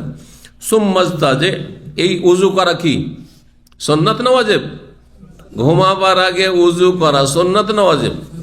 নফল সুন্নাত, মানে সুন্নাত মানে সুন্নাতে মুআক্কাদা নয়, নফল সুন্নাত। অতিরিক্ত সুন্নাত যদি করেন তো বড়ই ফজিলত রয়েছে। যখন তুমি বিছানায় আসবে তো উত্তম হচ্ছে যে তুমি উযু করে নাও সালাতের মতো করে। সুম্মাজতাজে আলা শিক্কিকাল আইমান, তারপরে ডান দিকে কাত হয়ে তুমি শুয়ে পড়ো, ডান দিকে কাত হয়ে শুইবেন আর এই দোয়াটি পড়বেন। অন্য রিওয়ায়াতে রয়েছে যে হ্যাঁ, এখানে শেষখানে চলে আসছে, শেষখানে এই দোয়াটি পড়বেন। এই দোয়া দুইভাবে বর্ণিত হয়েছে, এখানে 7টি বাক্য রয়েছে, আর সহিহ বুখারীতে এই হাদিসটি 5বার 6বার করে এসেছে, তার মধ্যে 2-3 জায়গায় এসেছে 8টি বাক্য। টোটাল 8টি বাক্য দিয়ে যদি পড়েন তাহলে এটা হবে পারফেক্ট। জি, তা আমি এখানে যে বাক্যগুলি আছে 7টি এটি শোনাই, আর তার সাথে বাড়িয়ে দিচ্ছি 8 নম্বরটি কোনখানে আছে। বলছেন যে ওয়াকুল, তারপরে এই দোয়াটি পাঠ করবে, আল্লাহুম্মা আসলামতু ওয়াজহি ইলাইক ওয়া ফাওয়াযতু আমরি ইলাইক ওয়া আলজাতু যাহরি ইলাইক রাগবাতান ওয়া রাহবাতান ইলাইক লা মালজা ওয়া লা মানজা মিনকা ইল্লা ইলাইক আমানতু বিকিতাবিকাল্লি আনজালতা ওয়া বিনাবিয়িকাল্লি আরসালতা। কয়টি হলো? 7টি হয়েছে, 8টি করে দিই। আল্লাহুম্মা ইন্নী আসলামতু নাফসি ইলাইক, আসলামতু ওয়াজহি নেই, কি আছে? আসলামতু নাফসি ইলাইক ওয়া ওয়াজ্জাহতু ওয়াজহি ইলাইক, ওয়াজ্জাহতু এই যে অতিরিক্ত এটি আছে রয়েছে 2য় নম্বরে, ওয়া ওয়াজ্জাহতু ওয়াজহি ইলাইক ওয়া আলজাতু যাহরি ওয়া ফাওয়াযতু আমরি ইলাইক ওয়া আলজাতু যাহরি ইলাইক রাগবাতান ওয়া রাহবাতান ইলাইক লা মালজা ওয়া লা মানজা মিনকা ইল্লা ইলাইক আমানতু বিকিতাবিকাল্লি আনজালতা ওয়া বিনাবিয়িকাল্লি আরসালতা। কয়টি হলো? 8টি। এখন অর্থটি করছি। আল্লাহুম্মা ইন্নী আসলামতু নাফসি ইলাইক, হে আল্লাহ আমি আমার জীবনটিকে আপনাকে সঁপে দিচ্ছি। সঁপে দাও বুঝেন, আপনাকে ন্যস্ত করে দিচ্ছি, আপনাকে আমার জীবনটা দিয়ে দিচ্ছি আল্লাহ, দিয়ে দিয়ে ঘুমাচ্ছি। আল্লাহ তোমার রহম হলে আবার ফিরিয়ে দিও আমার শরীরে, ঠিক না? ঘুম হচ্ছে এক রকমের মরণ, এটাকে ছোট মরণ বলা হয়েছে, আল মাউতাতুস সুগরা, ছোট মরণ। কারণ আল্লাহ যদি চান তাহলে এই রূহ ফিরে নাও আসতে পারে। রূহ কোথায় কোথায় বিচরণ করছে, আপনি এখানে আছেন, আপনার ভাই বোন কোথায় আমেরিকায় আছে, বাংলাদেশে আছে, চলে গেছে, সেখানে গিয়ে তাদের সাথে খাওয়া দাওয়া করছেন, সুখ দুঃখ মেলা কিছুতে শেয়ার করছেন, স্বপ্ন দেখছেন, আর তারপরে হঠাৎ ঘুম ভাঙলো, রূহ এসে হাজির আপনার শরীরে, ঠিক না? যেমন মরণের বিষয়টি বোঝা মুশকিল, যে রূহটা কেমন করে বেরিয়ে চলে গেল আর মানুষটা মারা গেল চোখের সামনে, অথচ দেখে আছে কোনখান দিয়ে বেরোলে কিছু টের পাই না আমরা। ঠিক তেমনি ঘুমন্ত ব্যক্তির রূহটা যে বিচরণ করছে, কোথাও চলে গেছে, আর স্বপ্নের দেশে কোন জায়গায় চলে গেছে, কি দেখছে, আর কখনো হাসছে, কখনো কান্না করছে, হ্যাঁ, কখনো কষ্ট পাচ্ছে, কখনো সুখ শান্তি ফিল করছে, কিছুই টের পাচ্ছি না, বুঝতে পারছি না। জি, তো ঘুমের সাথে নিদ্রার সাথে মরণের বড় মিল আছে, বা মরণের সাথে এই ঘুমের মিল আছে। আল্লাহু ইয়াতাওয়াফাল আনফুসা হিনা মাউতিহা ওয়াল্লাতী লাম তামুত ফি মানামিহা। আল্লাহ রাব্বুল আলামিন সূরা জুমার এই জন্য বলেছেন যে মানুষের আত্মাকে আল্লাহ নিয়ে নেন, গ্রহণ করেন, ঘুমের অবস্থাতে নিদ্রার অবস্থাতে নিয়ে নেন, আর যখন নিশ্চিত মরণ চলে আসে, বড় মরণ, তখন আল্লাহ নিয়ে নেন। কিন্তু যখন মরণের নিশ্চিত হয়ে যায় তখন আর ফিরিয়ে দেন না।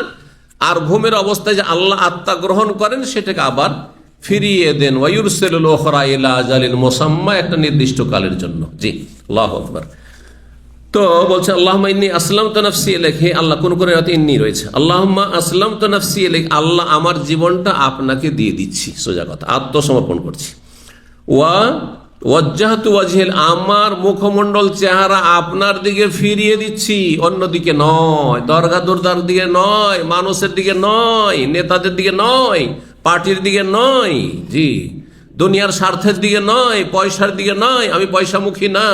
জি, আল্লাহ তোমার দিকে আমি মুখ ফিরিয়ে দিচ্ছি। ওয়াজ্জাহতু ওয়াজহি ইলাইক ওয়া ফাওয়াযতু আমরি ইলাইক, আমার জীবনের সমস্ত কাজ আপনার হাওয়ালা করে দিচ্ছি, আমার জীবনের সমস্ত কিছু আপনার ওপর সঁপে দিচ্ছি, জি, আপনার ওপর ন্যস্ত করে দিচ্ছি। আর কি ওয়াল জাহতু জাহরি ইলাইক, আল্লাহ আমার পিঠটি আপনার দিকে লাগাচ্ছি, তার মানে আপনি আমাকে সাপোর্ট করেন, আপনার সাপোর্ট চাইছি, শক্তি সামর্থ্য চাইছি।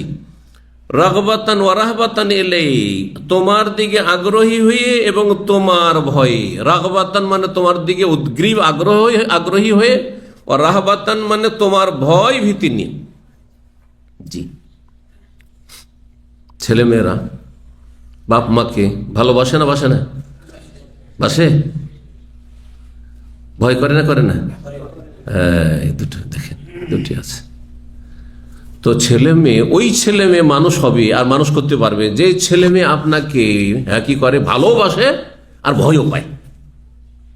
দুটোর একটা যদি থাকে তো জানবেন যে ব্যতিক্রম হচ্ছে আপনার তরবিয়তে, তাহলে ছেলে মেয়ে মানুষ করতে পারবেন না। মানে আপনি পুলিশ প্রশাসনের মতো, পুলিশ দেখলে মানুষ সাহস পায় না ভয় পায়? ভয় পায়, অধিকাংশ ক্ষেত্রে ভয় পায়। আলহামদুলিল্লাহ সৌদি আরবে পুলিশ দেখলে ভালো লাগে যে যাক, একটা সাপোর্ট পেয়েছি হয়তো। কিন্তু ঘুষের দেশে আরে এদেরকে দেখলেই ভয় পায় মানুষ, যে কি কোন বালা মুসিবত না আসে, ঠিক না? তো কথা হচ্ছে যে ওই পুলিশের মতো হবেন না আপনি, জালেমদের মতো হবেন না আপনি। কার মতো হবেন? বাবার মতো বাবা হবেন, মায়ের মতো মা হবেন, আপনাকে যেন ভালোবাসে। জি, বুঝছেন না? ভালোবাসা থাকতে হবে। আর কি থাকবে? এমন ভালোবাসা নয় যে মাথায় চড়িয়ে নিয়েছেন। আমি দেখেছি এরকম মানুষকেও, যে 2 বছর 3 বছর 4 বছরের বাচ্চা ওর বাপকে মাকে লাথি মারছে আর হ্যাঁ করে হাসছে, বেহায়াগুলো খুশি, লাত খাচ্ছে। ছেলে মেয়ের লাত খেয়ে খুশি খুব, যে না না না না না না না এই লাথি সারা জীবন মারতে থাকবে যদি এরকম যদি সুযোগ দিয়ে দেন। তো কখনো না, এই সুযোগ দেবেন না। খবর কথা বুঝতে পারছেন না? জি হ্যাঁ। তো কি বলছিলাম? রাগবাতান ওয়া রাহবাতান ইলাইকা, আল্লাহ তোমার দিকে আগ্রহী, আল্লাহর নিয়ামতের জন্য আগ্রহী, আল্লাহর কাছে রহমতের আশাবাদীও, মহব্বত করি, আল্লাহকে সবচেয়ে বেশি মহব্বত করি, আবার আল্লাহর আযাবকে সবচেয়ে বেশি ভয়ও পাই। রাহবাতান ইলাইকা কয়টি হলো? বলেননি? 5টি। আল্লাহুম্মা আসলামতু নাফসি ইলাইক ওয়া ওয়াজ্জাহতু ওয়াজহি ইলাইক ওয়া ফাওয়াযতু আমরি ইলাইক ওয়া আলজাতু যাহরি ইলাইক রাগবাতান ওয়া রাহবাতান ইলাইক। 5টি হয়েছে। লা মালজা ওয়া লা মানজা মিনকা ইল্লা ইলাইক, আল্লাহ আশ্রয়ের স্থল আর মুক্তির স্থল তোমার ছাড়া আর কোথাও নেই। আশ্রয় নিতে হইলেও তোমার কাছে আশ্রয় নিচ্ছি, আর মুক্তি পেতে হইলেও তোমার কাছ থেকে মুক্তি কামনা করছি, কামনা করতে হবে। লা মালজা ওয়া লা মানজা মিনকা ইল্লা ইলাইক আমানতু বিকিতাবিকাল্লাযী আনজালতা, হে আল্লাহ তোমার সেই কিতাবের প্রতি ঈমান নিয়ে আসছি যেই কিতাব তুমি নাজিল করেছো, যে কিতাব তুমি নাজিল করেছো কি? আল কোরআনুল, কোরআনের প্রতি ঈমান নিয়ে আসছি। আর অবিনবিয়িকাল্লাযী আরসালতা, ওই নবীর প্রতি আমি ঈমান নিয়ে আসি, বিশ্বাস করি যেই নবীকে তুমি রসূল করে প্রেরণ করেছো, রসূল করে প্রেরণ করেছো। 8টি হলো, এই 8টি বাক্য। জি বলছেন ফাই মুত্তা মুত্তা আল ফিতরা, এই দোয়াটি পড়ে যদি ঘুমিয়ে যাও আর রাতে যদি মারা যাও, তাহলে তুমি ইসলামের ফিতরাতের উপর, ইসলামের প্রকৃতির উপর তুমি মৃত্যুবরণ করবে। আল্লাহু আকবার। তাহলে পড়তে ভুল করবেন না। কার মুখস্থ আছে? ব্যাস, মুখস্থ করবেন, এই দোয়াটি মুখস্থ করে নেবেন, বেশিক্ষণ লাগবে না, একটু গুরুত্ব দেওয়ার প্রয়োজন রয়েছে। বলছেন যে ওয়াজআলহুন্না আখিরা মা তাকুল, আর দুনিয়ার সমস্ত কথা সেরে নিয়ে সব শেষখানে এই দোয়াটি পড়বে, ঘুমাবার আগে সর্বশেষ এই দোয়াটি পড়বে। ফাকুলতু আস্তাযকিরুহুন্না ওয়া বিরাসূলিকাল্লাযী আরসালতা, তারপরে একজন সাহাবী নবী সাল্লাল্লাহু আলাইহি সাল্লামের সাথে রিপিট করতে গিয়ে ওবে নবিয়িকার জায়গায় ওবে রাসূলিকা পড়েছেন। কি বলেছেন? ওবে নবিয়িকাল্লাযী আরসালতা, আল্লাহ সেই নবীর প্রতি ঈমান নিয়ে আসছি যেই নবীকে তুমি রসূল করে প্রেরণ করেছো, নবী সাল্লাল্লাহু আলাইহি ওয়াসাল্লাম বলেছেন। কিন্তু ওই সাহাবী ওবে রাসূলিকাল্লাযী আরসাল, তোমার সেই রসূলের প্রতি আমি ঈমান নিয়ে আসছি যেই রসূলকে তুমি রসূল করে প্রেরণ করেছো। পার্থক্য কিসের? নবী আর রসূলের পার্থক্য, তাই না? নবী সাল্লাল্লাহু আলাইহি ওয়াসাল্লাম বললেন না চলবে না, তুমি রসূলকে কেন বললে? কাল আল্লাহ না ওয়া নবিয়িকাল্লাযী আরসাল, এইভাবে বলো, তোমার সেই নবীকে আমি বিশ্বাস করি যেই নবীকে তুমি রসূল করে প্রেরণ করেছো। হ্যাঁ, কি বুঝলেন? নবী সাল্লাল্লাহু আলাইহি ওয়াসাল্লাম এই নবীকে রসুল করতে দিলেন না, তাহলে ইসলামে কোন রকম রদবদল চলবে? কোন ক্ষেত্রে চলবে না? মোটেই চলবে না। তাহলে আমাদের দেশে যে মেলা দোয়াতে এত রদবদল আছে, এই যে ইফতারির দোয়াই বলি, এইটার উদাহরণ দিই আজকে, সময় বেশি নাই, না হলে আরো 2-4টি উদাহরণ দিতাম। হ্যাঁ, আমাদের দেশীয় দোয়া ফাজাইল আমলে আছে, ফাজাইল আমল কিতাবে আছে। আল্লাহ, হ্যাঁ, ফাজাইলে যেটা রোজার ফাজাইলে রোজাতে আল্লাহ আলাকা সুমতো অবিকা আমানতো ওয়া আলাইকা তাওয়াক্কালতো, হ্যাঁ, ওয়া আলা রিজকিকা আফতারতো। আবার কেউ কেউ ওতে বাড়ায় বিরহমাতিকা ইয়া আরহামার রাহিমিন। কোথায় পেলেন? যে হাদিসটিতে আছে, যদিও হাদিসটি দুর্বল, তারপর আল্লাহ আলাকা সুমতো ওয়া আলা রিজকিকা আফতারতো, আল্লাহ তোমার জন্য রোজা রেখেছি আর তোমার রিজিক খেয়ে ইফতার করছি। সেখানে অবিকা আমানতো আলাইকা তাওয়াক্কালতো বাড়িয়ে দিলেন। জায়েজ না বেদাত? বেদাত, গুনার কাজ। এইরকমই মেলা দোয়াতে অনেকে বাড়িয়ে থাকেন। এই যে আজানের পরে যে দোয়া পড়ে, আমাদের দেশের রেডিও সেন্টারগুলিতে পড়ে, বাংলাদেশের রেডিও সেন্টারে পড়ে, বেদাতি দোয়া বাড়ায়। আল্লাহ রাব্বা হাযিহি দাওয়াতিত তাম্মা ওয়াস সালাতিল কায়মা আতি মুহাম্মাদিল ওয়াসিলাতুল ফাযিলা ওয়া বাসু মাকামা মাহমুদা, মাঝখানে একটা বাড়ায়, ওয়াদ দারাজাতাল আলিয়াতা আর রাফিয়া। কোথা থেকে বাড়ায় এগুলো? এই বেদাত, এগুলো জায়েজ না এই বাড়ানো। তো এইরকম বহু বিদআত মানুষ করে থাকে না জানে বা জেনে শুনে। আল্লাহ রাব্বুল আলামিন যেন সেসব বিদআত থেকে আপনাদের বেঁচে থাকার তৌফিক দান করেন। সুবহান রাব্বিকা রাব্বিল ইজ্জাতি আম্মা ইয়াসিফুন ওয়া সালামুন আলাল মুরসালিন ওয়াল হামদুলিল্লাহি রাব্বিল আলামিন।